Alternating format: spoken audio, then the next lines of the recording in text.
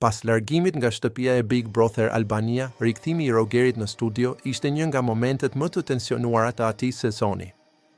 Publiku priste përballjen me Monikën, sepse dinamika mes tyre kishte qenë një nga shtyllat kryesore të debatit gjatë javëve të qëndrimit në shtëpi.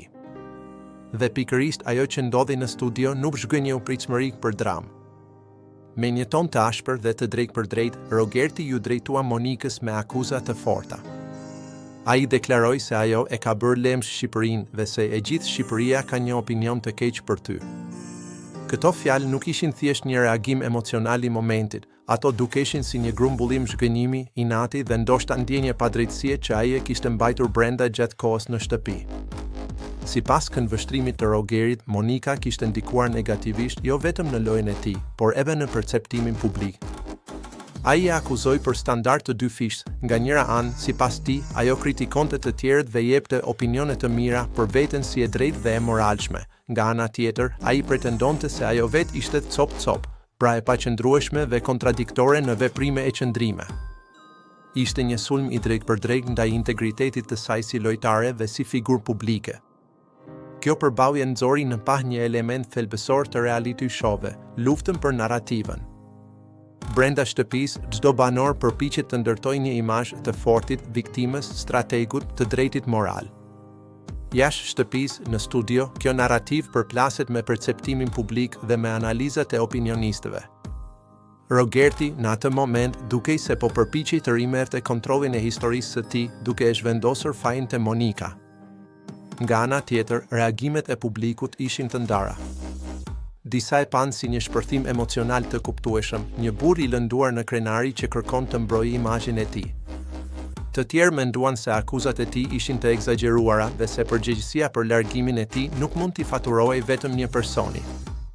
Në fund të fundit, loja është individuale dhe vendimet janë personale.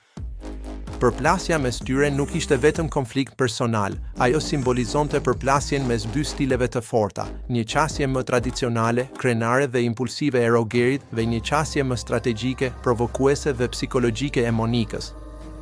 Studioja u kthye në arenë ku nuk diskutohej vetëm loja, por edhe morali, ndikimi publik dhe perceptimi shoqëror. Një aspekt i rëndësishëm i kësaj përballjeje ishte pretendimi se e gjithë Shqipëria ka një opinion të keq. Në reality show është e vështirë të flitet në emër të gjithë publikut. Opinioni është i fragmentuar, ka mbështetës, kritik, neutral. Shpesh, deklarata të tilla janë më shumë retorik emocionale se sa pasqyrim real i një mendimi unanim. Në fund, rikthimi i Rogerit në studio dhe debati me Monikën tregoi se loja nuk mbaron me dalje nga shtëpia. Ajo vazhdon në diskutime publike, në rrjete sociale dhe në përballje direkte. Ky episod mbetet një shembull i qartë se si emocionet, krenaria dhe perceptimi publik ndërthuren në një format si Big Brother, duke krijuar momente që mbeten gjatë në kujtesën e shikuesve. Largimi i Rogerit nga shtëpia e Big Brother Albania erdhi si një nga momentet më të forta emocionale të atij edicioni. Vendimi i tij për të lënë lojën pas kërkesës së vazhdueshme të Monikës që ai të bilte u interpretua në mënyra të ndryshme nga publiku dhe banorët brenda shtëpisë. Që në fillim, Rogerti ishte paraqitur si mendje malesore i fortë me qëndrim krenar i drejt për drejt dhe me një lloj burrërie tradicionale që shpesh e theksonte në debatet me të tjerët. Ai përpiqej të mbante një profil të vendosur, duke mos u tërhequr nga përplasjet dhe duke u shfaqur si njëri që nuk ndikohet lehtë. Por dinamika me Monikën ndryshoi krejt rrjedhën e lojës së tij.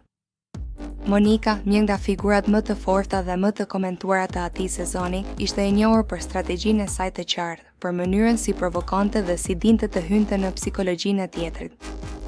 Shumë shikues e kanë cilësuar si lojtare që ka bërë çorap Shqipërinë një metaforë që nënkupton ndikimin e saj të madh në publik, në debatet mediatike dhe në rrjetet sociale.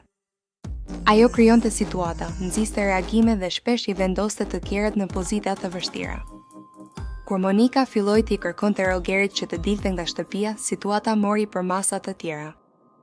Kërkesa e saj nuk ishte vetëm një fjalë e thënë në nerva, ajo u përsërit dhe u shoqërua me presion emocional, diskutime të forta dhe tension të vazhdueshëm.